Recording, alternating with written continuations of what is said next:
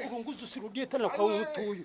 Wewe shetani utalungula sasa hivi. Shetani sunayo vile mimi nafanyaga wewe shetani. Rudi hapa tu. Turi hamwe na Yesu. Turi hamwe n'Imana. Nge nitwiringiye Imana Fabien. Bamishi yashize banyibye moto. Nza kubyira muganga ko banyibye moto. Sasta arambira ngo sasta z'ijoro ngira bingezeho. Moto yanjye nkaba narayibonye ni nayo najeho. Mureke nge no kuyatsa mwumve ni nzima bose.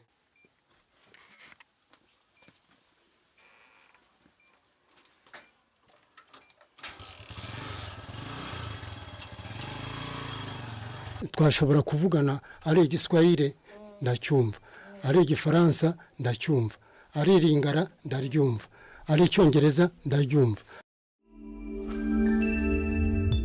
Gasaro TV. Dukomeza kubashimira abamaze gukora subscribe, share, comment nkuko mubizi tubageza inkuru zitandukanye zo hirya no hino. Uyu munsi twafitiye inkuru idasanzwe y'umuganga gakondo uvura indwara zitandukanye, uvura indwara zose. Tukaba twaravuganye nawe araturangira, ariko akaba ataratubwira location neza. Tukaba turi mu gace neza turangiyemo, ariko ndi kubona twarangisha ku buryo tugera kuri uwo muganga neza ahakorera.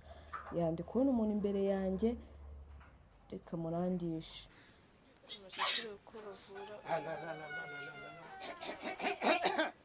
Shetani. Kimbia, acha mtoto mwanaume. Unamfuata kunini wewe shetani? Wewe mimi nakurunguza wewe. Wewe shetani mimi nitakurunguza usirudie tena kwa mtu huyu. Wewe shetani utalungula sasa hivi. Shetani sunayo vile mimi nafanyaga wewe shetani. Shetani wewe. Toka ndani ya huyu. Jina la Yesu. Turagie wewe. Wewe utarudia kamata pale kamata bado habayaisha na bari bagenda na numusigaye baragiye na numwe bose baragiye barakuretse baragiye dukoresha na Bibiliya mereza Bibiliya aho ngaho zana vuba. Wewe shetani ukarudia hapa tu. Turi hamwe na Yesu. Turi hamwe n'Imana. Haguruka wicare. Fasha. Icara aho ngaho. Wabonye buriya byari byaramufashe byaramurenze byari 12 ariko byose ndabitwitse bimuvuyemo. Uyu muriro n'ubashije kubitwika Byose urabizi ikizimu shetani yangana n'ikintu cyitwa umuriro. ijwi yavugaga mbere sibyo ari kuvuga kandi nureba buriya byose bimushizemo. Mbere ngitangira byari byitangiye kwanga, ariko mu gihe babonye ubushobozi bwanjye bigenda bigiyemo kimwe. None yara hasigaye kimwe kinini gikomeye, none nacyo kimuvuyemo wenyine abyivugiye ko kimuvuyemo.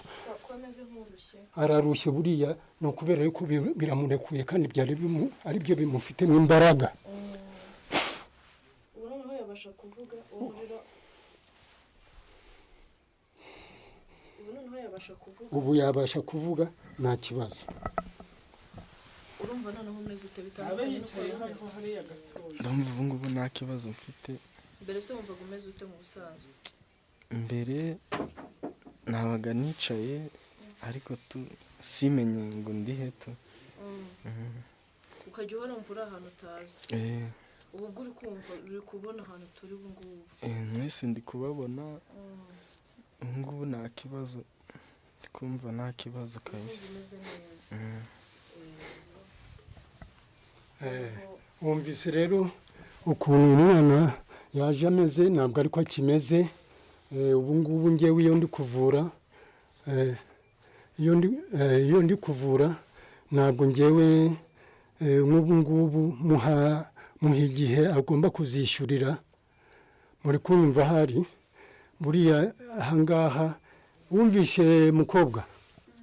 Wumvise musaza wawe yarameze nabi cyane, byari byaramugize ukuntu yarameze byose bimuvuyemo. uzaza ahangaha rero kugira ngo ababyeyi bishime ugomba kureba akayoga k'ababyeyi ukagashyira aho ngaho mu minsi uzabona bitagarutse ubu ngubu nabitsiritse uzaza kunshimira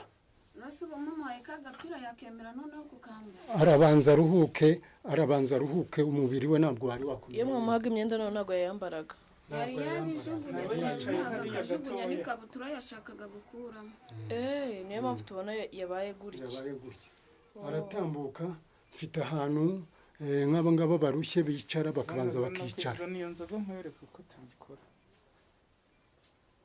mbere yo kujya kwicara tunariyo mfite nzagaruka kubashimira ndi kubona uko bimeze urakoze shyira hariya arambura hariya rangiza umuhanga ku mwana yazanye ngaho bikore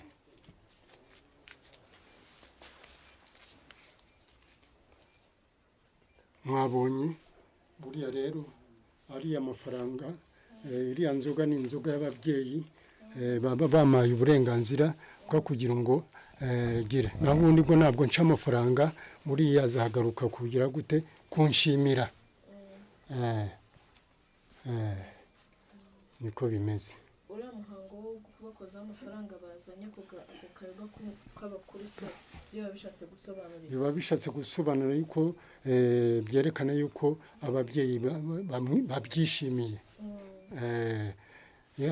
azana 5 azana 2 azana ayafite yose ntabwo mvuga igiciro agaruka kunshimira nyuma oya abazaza kunshimira nyuma iyo abonye imirimo wamukoreye n'ihinduka ryo mu mubiri w'umuntu we cyangwa nawe ibyo wamuvuye aza gushimira nyuma bihwanye n'uburyo ki bya bintu yabyakira yego weho haguruka turebe yuko ufite imbaraga mureba yaje atameze gutya none dore afite imbaraga ari kubasha na kuvuga namwe muri kubyiyumvira tambuka ugende wicare hariya wicare aho ngaho kwa karago ubanze utuze ndibuze kukubwira amasaha uza kugendera umva mukobwa musaza wawe ubu ngubu gahunda zirarangiye abaye muzima nta bindi byongera kubigira nta bindi buriya arakize cyangwa ube wicaye aho ngaho cyangwa agenda wicare hanze ngiye kwakira abandi hariho n'abandi baje hariho abandi nyaki bakira murakoze cyane no kuza kunsura murakoze cyane murakoze cyane abo twageze ni amahoro karibu katurebe bikurikiraho mwicare hariya karibu mwicare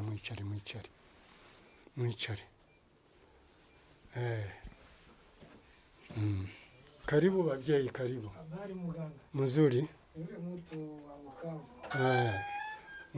munanifuata mnajua Kiswahili muzi Kiswahili mimi naweza kuongea naye Kiswahili sana watoto wangu wote walipona ndio maana kukuja hapa na huyu bibi yangu kusudi utuone na tuko wazima lakini watoto sikukuya nao juu ya bato sasa asante sana unafahamu mzuri sasa aravuze uyu mureba imiti yanjye irakora pe n'umuntu uri Bukavu n'umuntu uri Kinshasa n'umuntu uri Goma dore nk'uyu nguyu avuye hehe i Bukavu azanye n'umudamu we nabavuye tutari hamwe nibwo bwa mbere baje kunshimira bohereje amafoto bohereza n'amazina mbavurira kwa ayo mafoto y'amazina ku foto n'amazina yabo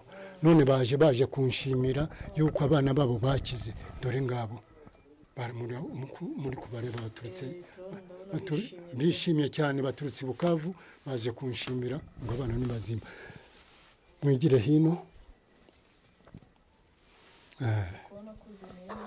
n'itungo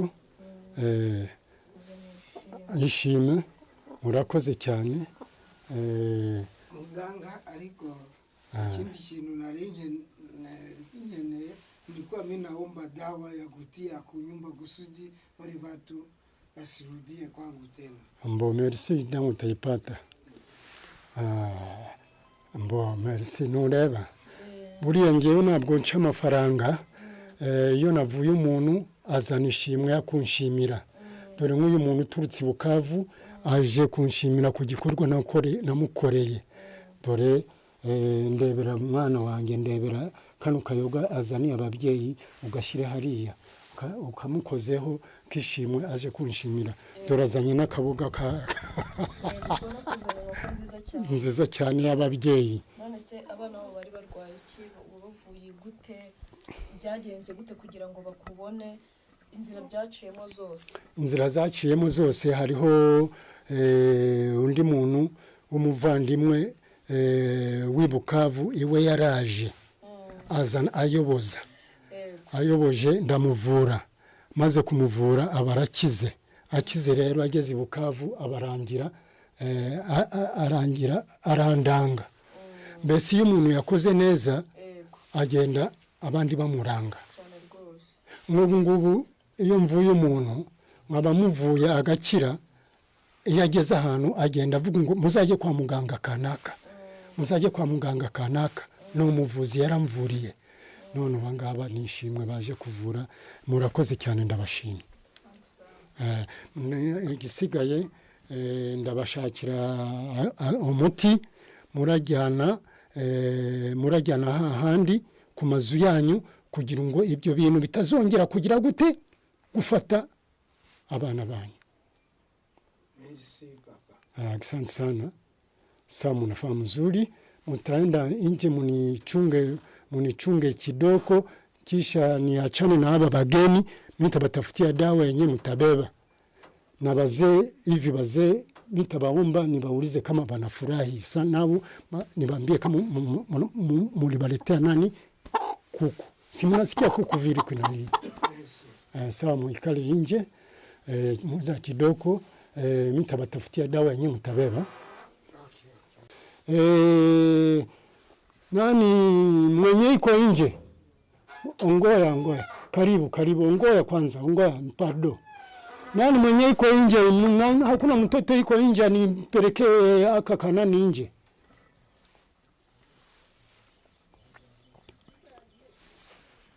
Kuya hapa. Karibu ikara pale. Cyinjira n'abandi.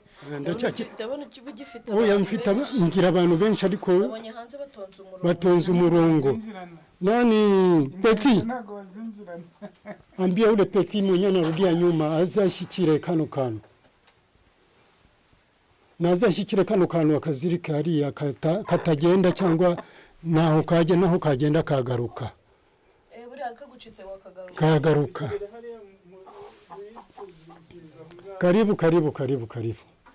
Karibu icara ndake. Usanga hano rero ukuntu mvura icara ngaho. Ukuntu mvura usanga hano abantu batonze umurongo, haba n'igihe ngeze abantu 50 bose bamwe bakagenda atabavuye. Benshi cyane. Dore nk'uyu nguyu muri kureba wicaye ahangaha. Uyu nguyu n'umusore. Nawe ni igitangaza nakoze.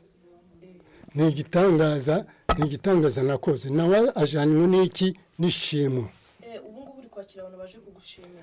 Abakuvura uwo nari ndi kuvura nuri yumwe. Abandi bose ndi kwakira nabishimo. Bose twabonye hanze nabashe kugushimira. Nabaze kunshimira bikagenda neza. Dore nk'uyu muhungu muri kureba ahangaha. Nawe yabibwira akababwira icyo namukoreye. Waravuga Ikinyarwanda.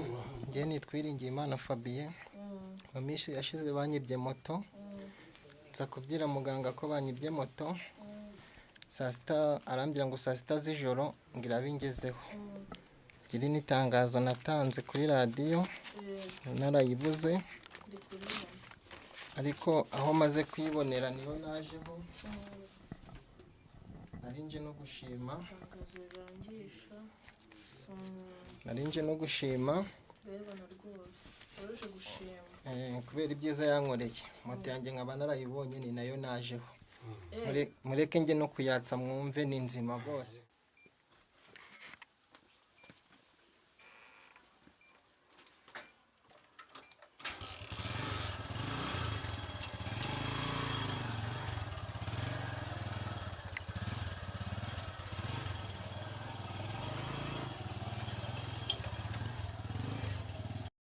urakoze cyane ako gashimo ababyeyi banjye niko nkora rero ngewe iyo ngukoreye ibintu nk'ubu ngubu bakaba bakwibye ikintu nguha umuti icyo kintu kikagaruka mu minsi itarenze 2 akaba arakibonye moto yaje hano ari kurira ndamubwira ngo genda mu minsi 2 moto yawe urabuyibonye none moto ngiye paritse hanze yaje kuyinyereka yaje no kunshimira murareba ukuntu yaje kunshimira bose bari ukuntu bari kuza bashima mwana wanjye shyira kari agashimo hariya ndibuze kwereka ababyeyi yuko ibyo bari gukora ko ndi kugendana nabo.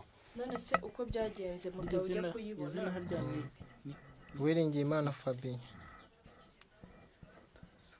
ku mutima byakirana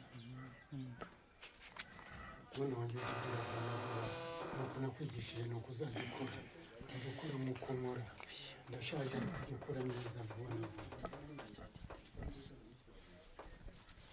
Fabien Karame twakwibariza ujye kubona iyo moto yawe byagenze gute moto wasanze iparitse iwawe barayikuzaniye byakugendekeye bite kugira moto yawe kugereho yewe nageze hano ndi gutaka ko nibwe moto muganga arambwira ati wayibwe gute arambwira ati ngiye moto bayikuye mu nzu arambwira ati weho genda saa 6 z'ijoro irabikugezeho nitakugeraho uzagaruke hano mbwire none moto nayibonye nari nje gushima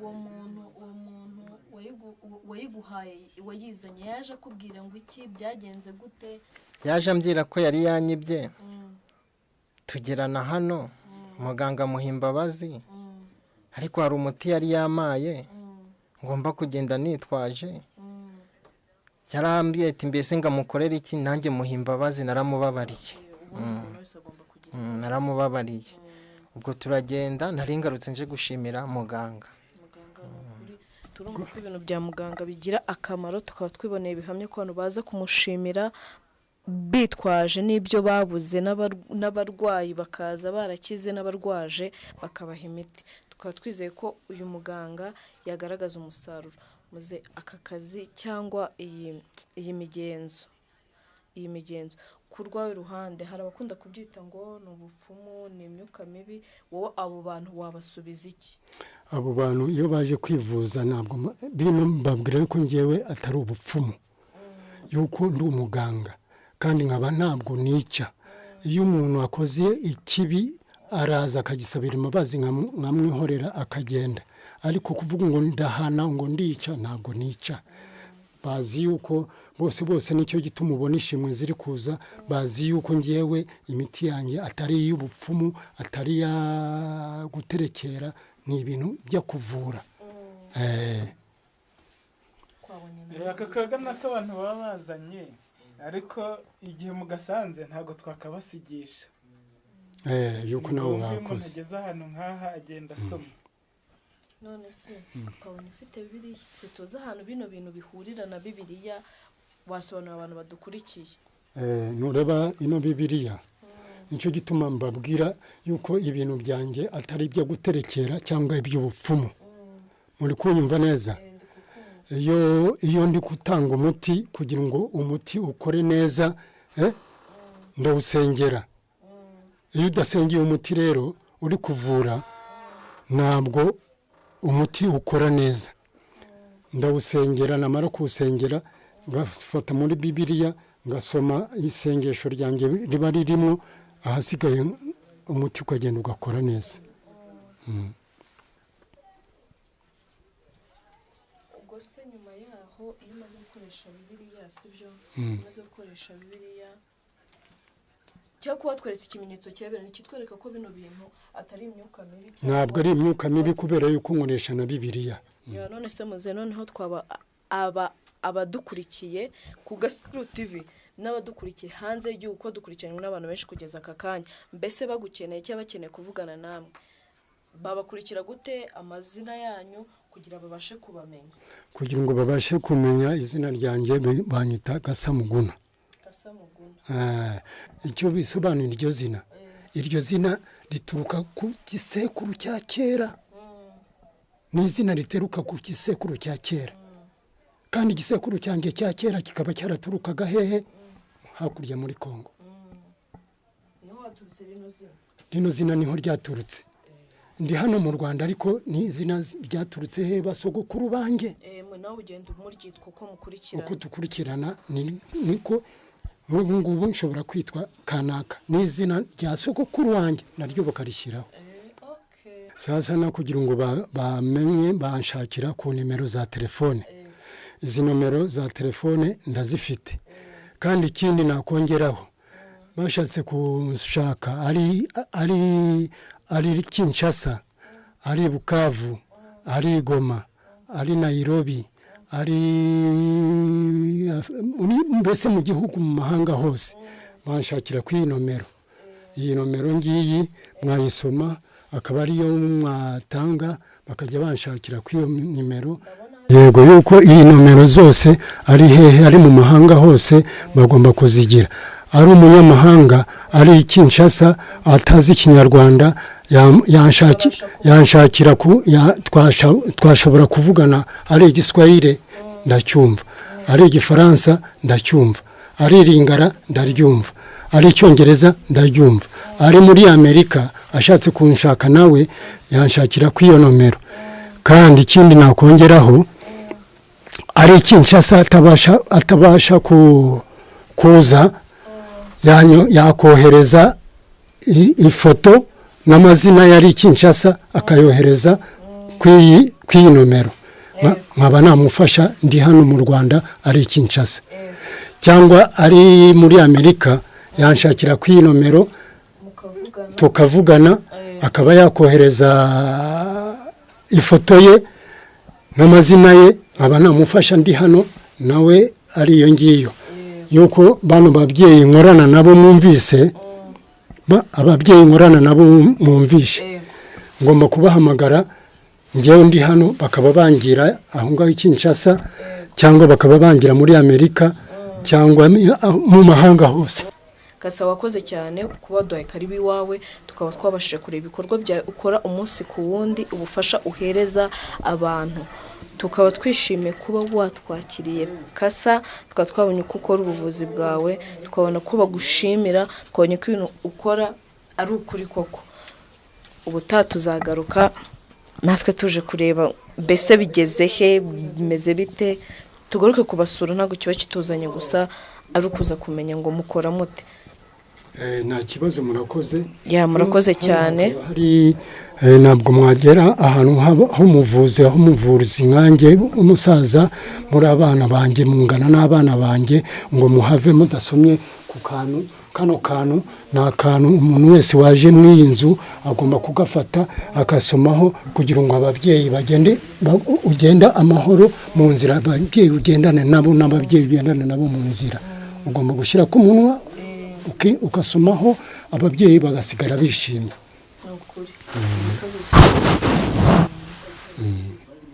Saa tuzagaruka kubasura ubutaha. Nawe se naho wakoze kuza kushima. Urakoze cyane tuzagaruka. Na moto iri hariya ngira ngo mwayibonye. Nawe ugomba gusomaho gakeya. Nawe uva mu nzu adafashe kwa kanuza kababyeyi. Murakoze cyane. Imana yubaha umugisha.